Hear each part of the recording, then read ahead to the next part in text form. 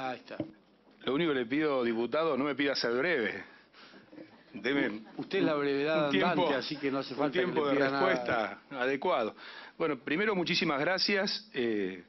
Al igual que cuando nos convocaron para discutir la ley de subrogaciones, estamos muy agradecidos, y particularmente en lo personal, con que el Congreso de la Nación convoque al Consejo de la Magistratura, en este caso ocasionalmente ejerciendo la presidencia, para volcar algunas de las experiencias. Me siento tentado de responder gran parte de los cuestionamientos que se han realizado, muchos de los cuales no se trata de lagunas legales, sino de gestión, de acierto o no en la gestión del Consejo de la Magistratura, y otras que tienen respuesta, y otras como las de recién, que tienen respuesta porque estaba recordando que nosotros llevamos a juicio político, se fue el representante gremial, no lo alcanzo a ver, llevamos a juicio político por maltrato, y renunciaron, y fueron casi todos los casos, porque está dentro del decoro, está dentro de la mala conducta, está dentro del mal desempeño.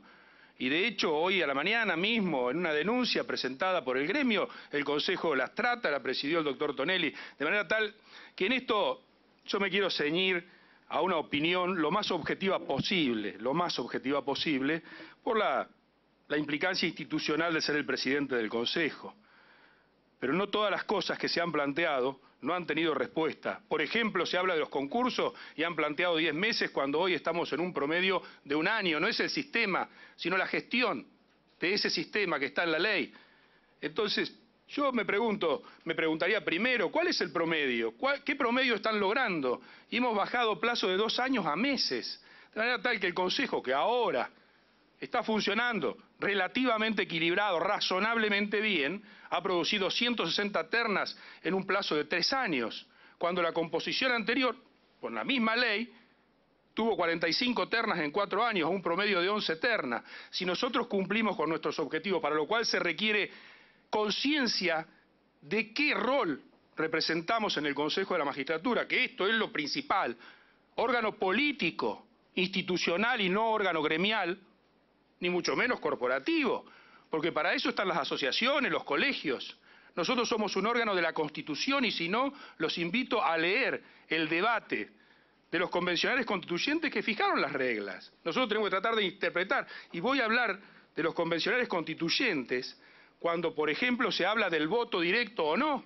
Los convencionales dicen, para que quede como interpretación auténtica, es por el voto directo, no de las estructuras. Por lo menos en un análisis, pero voy a volver al eje. Primero, necesidad y oportunidad de la reforma. Nosotros estamos de acuerdo con la necesidad y oportunidad de la reforma. Hay que adecuar el diseño del Consejo de la Magistratura al espíritu convencional constituyente. No cabe ninguna duda que hay 3, 4 inconstitucionalidades básicas. Algunas, es cierto, ocupan a los abogados, otros a los académicos. Que no hay ninguna duda, cualquier acción de inconstitucionalidad prosperaría. Porque se habla en plural, porque debería ser una composición de otro tipo, porque fueron excluidos los abogados sin razón alguna, porque los fundamentos que se dio en la ley 26080 no existen, de la comisión de selección. Pero vuelvo al orden inicial. Composición del órgano, procurar el equilibrio, porque la Constitución no dice equilibrio, dice procurar el equilibrio como posibilidad, y el equilibrio como una posibilidad de neutralizar el peso específico de los estamentos en la decisión. No tiene como concepto la despolitización. Tiene como concepto la posibilidad de que la sociedad civil, particularmente a través de los abogados y de los académicos, participe en una etapa del proceso de designación de jueces, en una etapa, para garantizar la idoneidad técnica.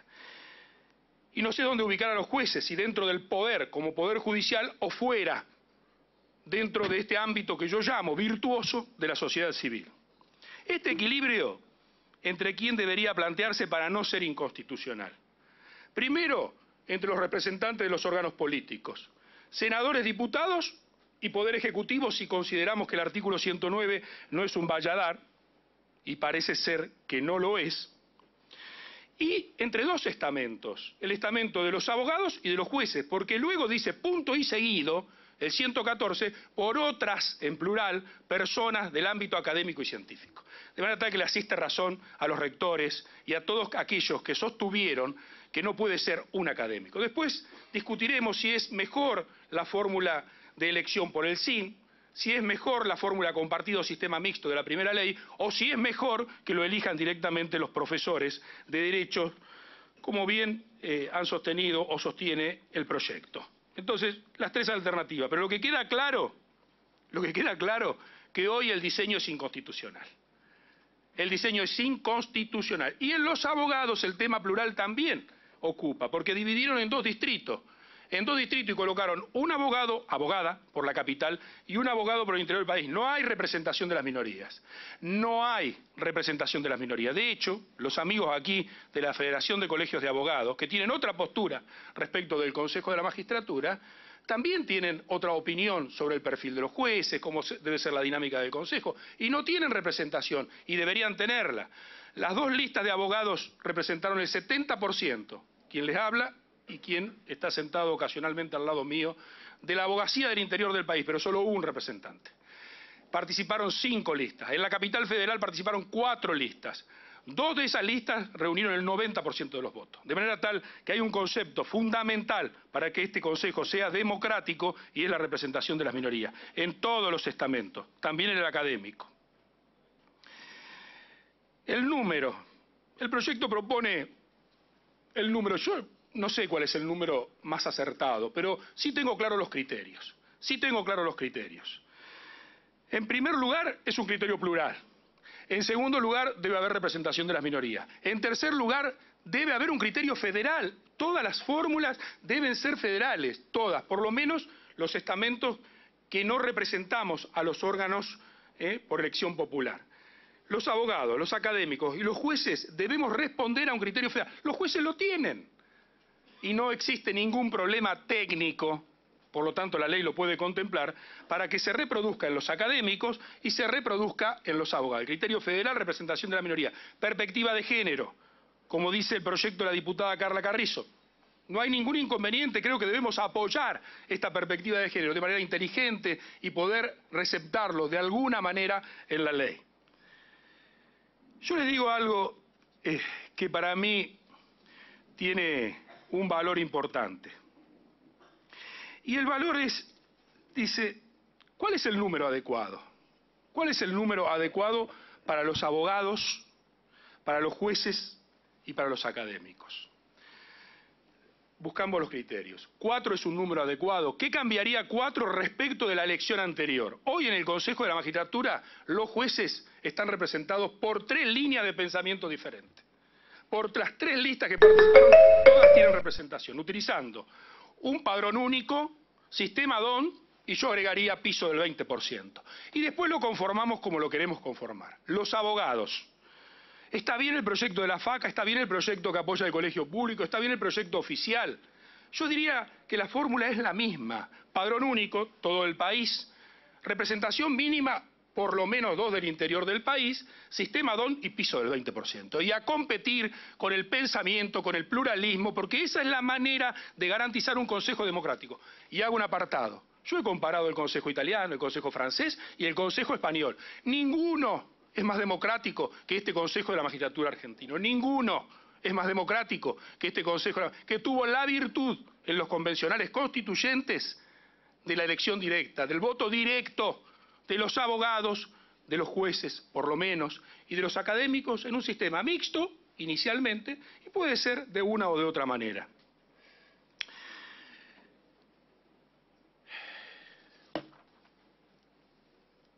Siempre voto directo en estos estamentos, criterio federal, representación de la minoría. No tengo manera de decirles que es inconstitucional que no exista representación de la minoría en un órgano que se pretendió plural y democrático. Si no hay representación de la minoría, estos principios, esta base está eliminada. Y lo digo para los diputados, lo digo para los senadores, pero también lo digo para los abogados, los académicos y los jueces. De lo contrario, este Consejo no representa el espíritu del convencional constituyente.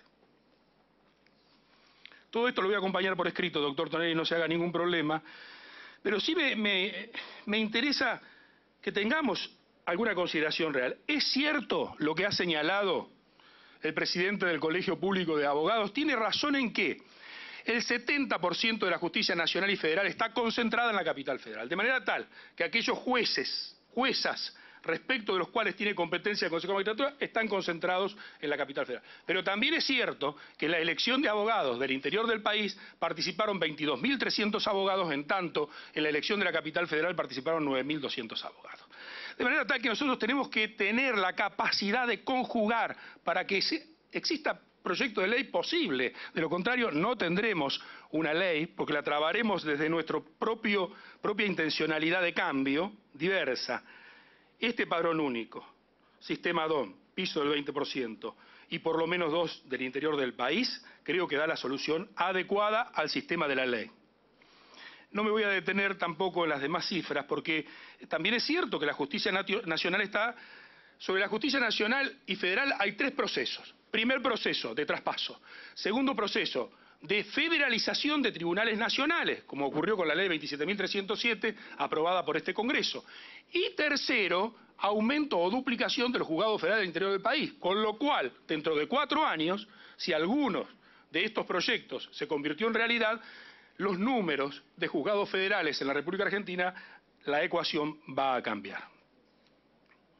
Dejo de lado la elección de los profesores y de la calidad. Acá hay algo que se ha discutido y no debe soslayarse. La ley lo debe solucionar, cualquiera sea el criterio que se tome, sea el de la asociación civil que habló con una amplitud la más extensa de todos los expositores, o sea con el proyecto legal. ¿Cuál es el criterio para ser consejero de la magistratura de la Nación? Esto lo debe resolver la ley. No lo podemos dejar en manos de una interpretación jurisprudencial circunstancial. Lo debe resolver la ley. Los legisladores lo deben resolver. O tiene, como dice el proyecto, los requisitos para ser miembro de la Corte Suprema de Justicia de la Nación, o establecemos otra clase de requisitos. Pero la ley lo debe resolver. Para mí es un acierto que los legisladores facultativamente puedan ser ellos o ser un representante. Les quiero decir que los convencionales constituyentes repudiaron la teoría del mandato. Si no, vayan a leer, obviamente, las actas de la Convención Constituyente.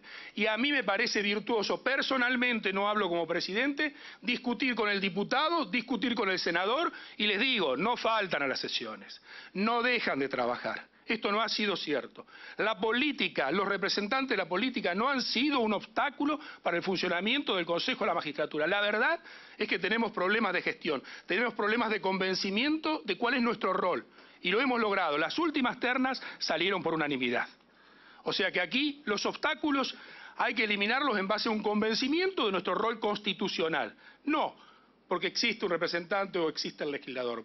Desde mi punto de vista, tener al senador, al diputado discutiendo específicamente cada uno de los temas de la comisión es virtuoso. Otros entienden que no. Pero la ley ha encontrado una salida, que es facultativamente pueden ser representantes.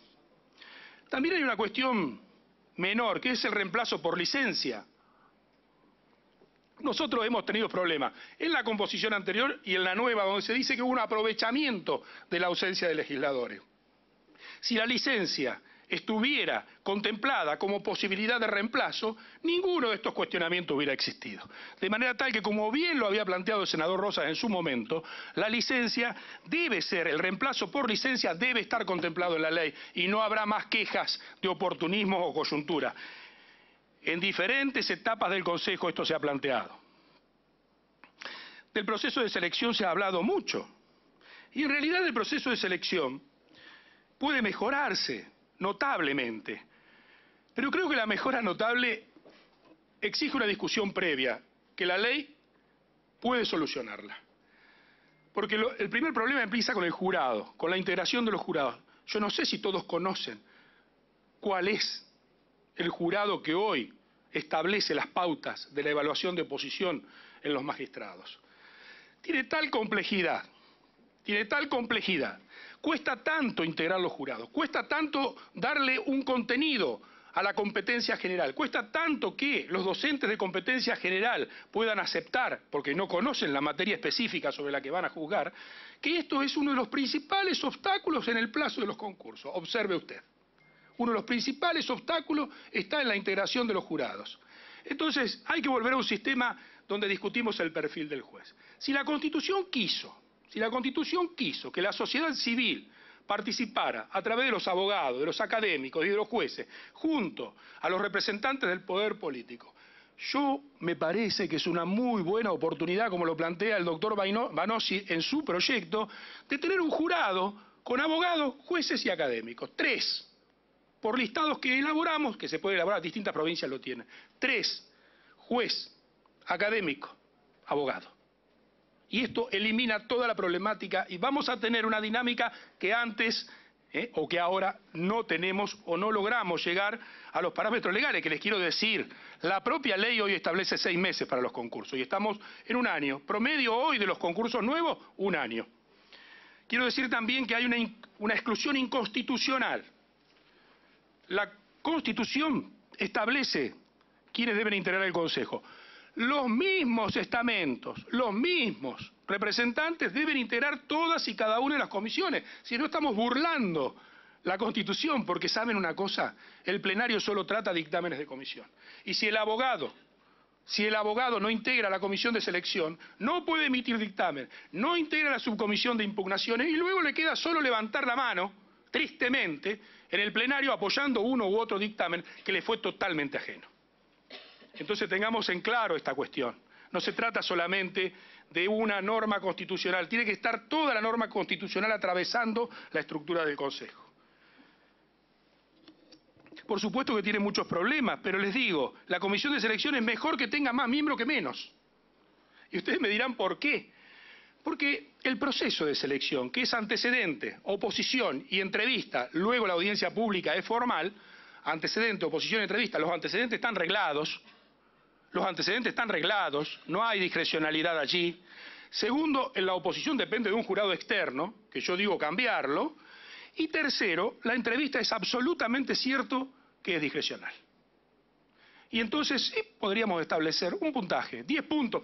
No ha habido en nuestra participación del doctor, de la doctora, y no sé si hay otro consejero, manejos que digan esa discrecionalidad se utilizó malintencionadamente para cambiar o alterar, y esto es la última etapa, pero tiene razón el que dice hoy puede usarse bien esa discrecionalidad y mañana mal. Entonces es preferible que acordemos legalmente, ¿cuántos son? 10 puntos, 40 de antecedentes, 50 de oposición y 10 de entrevista, acordémoslo y digamos las pautas que debe tenerse esa entrevista para configurar los 10 puntos.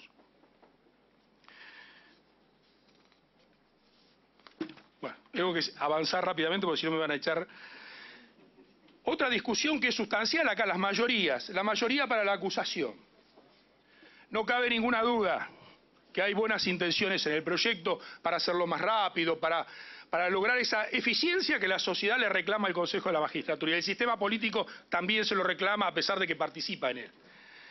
Pero hay un impedimento, es el artículo 53. Nosotros suspendemos y destituimos.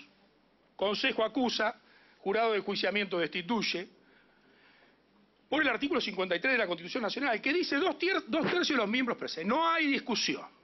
Es la norma constitucional de base y de referencia. Cualquier otra cosa deberemos explicarla. Pero vayan al artículo 53, citado por el artículo 115 del jurado de enjuiciamiento, y se van a dar cuenta que me asiste la razón. Ahora usted podría decir, mire pie de casa, no es lo mismo la mayoría para acusar que la mayoría para destituir. Interpretación también que podría ser razonable y a lo mejor la que está en el espíritu del proyecto.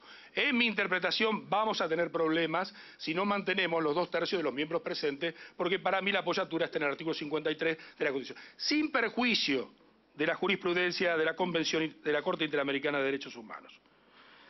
En esto hago un pequeño salto, un per saltum aquí en el discurso, y les digo también respecto a las medidas. Respecto a las medidas. Me lo he planteado en estos 3 años del Consejo, cuando me tocó acompañarlo también al diputado Tonelli. Digo, la Comisión de Disciplina y Acusación, ¿a quién heredó? A la Comisión de Acusación de la Cámara de Diputados. Nosotros tenemos hoy las funciones que tenían antes aquellas estructuras, y por lo tanto lo que hay que ver es qué facultades tenían y qué facultades tenemos. A nosotros nos ha tocado investigar. Votar diferente también. Porque no es cierto que hemos votado siempre juntos. Hemos votado diferente, distintos dictámenes de acusación o no de magistrados. Y les digo, si queremos un órgano de investigación, si queremos un órgano serio, si queremos un órgano técnico y profesional, le debemos dar las facultades, con controles razonables, como nadie va a exceder esa razonabilidad constitucional. De lo contrario, lo único que habremos hecho es colocarle un título de comisión de disciplina de acusación que no tiene ninguna clase de facultad y estructura técnica. ¿Cómo es en España? Está el promotor de la acción. ¿Y qué somos nosotros cuando se dijo que esto eran solo facultades de las estructuras? Somos un órgano permanente del Poder Judicial, de manera tal, o como herederos de la Cámara de Diputados, la comisión que se encargaba en su momento de acusar, o como órgano permanente del Poder Judicial, miren, nos tienen que dar las facultades razonables, bajo los controles jurisdiccionales. No vamos a pedir allanamientos, para eso deberemos solicitar una orden judicial. Yo creo que esto se soluciona con una buena redacción que contemple estos controles. De lo contrario, es difícil investigar. Es difícil también sostener un dictamen acusatorio. Y yo sé los representantes de los jueces. Pero para nosotros, para investigar, tenemos que tener facultades adecuadas, razonables, equilibradas.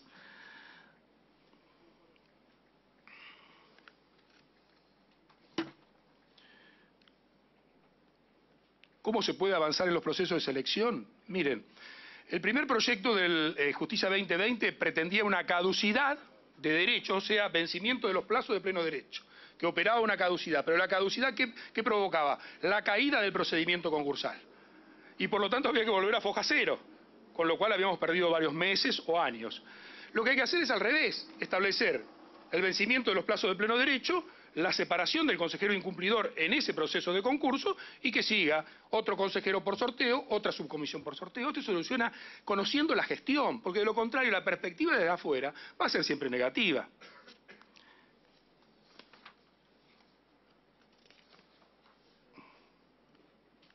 De los concursos múltiples. Hay una problemática con los concursos múltiples. La problemática es mayor o menor discrecionalidad del Poder Ejecutivo. Un sistema anterior y un sistema actual. El sistema actual trata de respetar aquel principio de que los integrantes de las ternas son 3 personas distintas. Por lo tanto, en un concurso 7 por 3, 21, más alguna lista complementaria porque otros están participando en otros concursos, tenemos 21 aspirantes. Puede ser que el Poder Ejecutivo elija el 1 o el 21, según la terna que ocupe, porque son 3 personas distintas. El sistema anterior le daba menos discrecionalidad. Pero esta es una discusión que los legisladores se deben dar, porque la designación es política. Y mejor, la Constitución habla de nombramiento, no de designación. El nombramiento es político.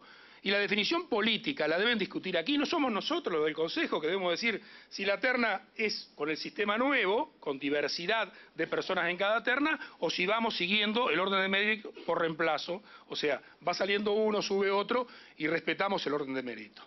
Exclusivamente. Pero esa discrecionalidad que se debe discutir aquí. Y a quién se la van a quitar es al Poder Ejecutivo o se la van a ampliar al Poder Ejecutivo, no al Consejo de la Magistratura. Doctor, voy a ser acusado de favoritismo si usted no redondea. No, para nada no soy jefe de nadie. Nunca lo he sido ni lo seré. Voy a terminar, doctor, con 2 temas que me parecen importantes. 2 temas. Primero, el jurado de enjuiciamiento, inconstitucional. La redacción actual es inconstitucional, hay que cambiarla. También es plural. ¿Quién juzgaba en la Constitución de 1853? Esos son los que tienen que estar representados por el Poder Legislativo. 3 senadores, 3 jueces, 3 abogados. Esa es la fórmula. Esa es la fórmula que respeta el origen de esta historia, que es la Constitución Nacional y el sistema anterior, y el jurado de enjuiciamiento. Pero bueno, es una definición que en lo que a mí compete, digo, jueces y abogados es plural. Y ustedes decidirán si los legisladores sean solo senadores o también senadores y diputados. ¿Quiénes tienen que tomar licencia? Lo plantearon ustedes. Yo creo que los que tienen que tomar licencia son los jueces, los abogados y los académicos. Los académicos, salvo la dedicación simple, que es la única contemplada, y para lo cual se requiere autorización del propio Consejo, todos deben tomar licencia y dedicarse exclusivamente al Consejo de la Magistratura. Después verán cuáles son las alternativas. Escuela judicial. Y tomo el proyecto de la diputada Soria y 10 diputados más. Creo que está muy bien la sugerencia. La escuela judicial, por ley, con mayores facultades. Hoy quiero decirle, diputada, que como ha señalado la doctora Vázquez, los cursos de la Escuela Judicial, que son muy buenos, que no tienen nada que ver con la enseñanza dogmática del derecho o con los análisis jurisprudenciales, sino con el diseño de la estructura jurisdiccional, con la gestión judicial, con la argumentación jurídica, con el control de convencionalidad, con el impacto de las tecnologías en la función jurisdiccional, porque esos son el objeto de estudio en la Escuela Judicial.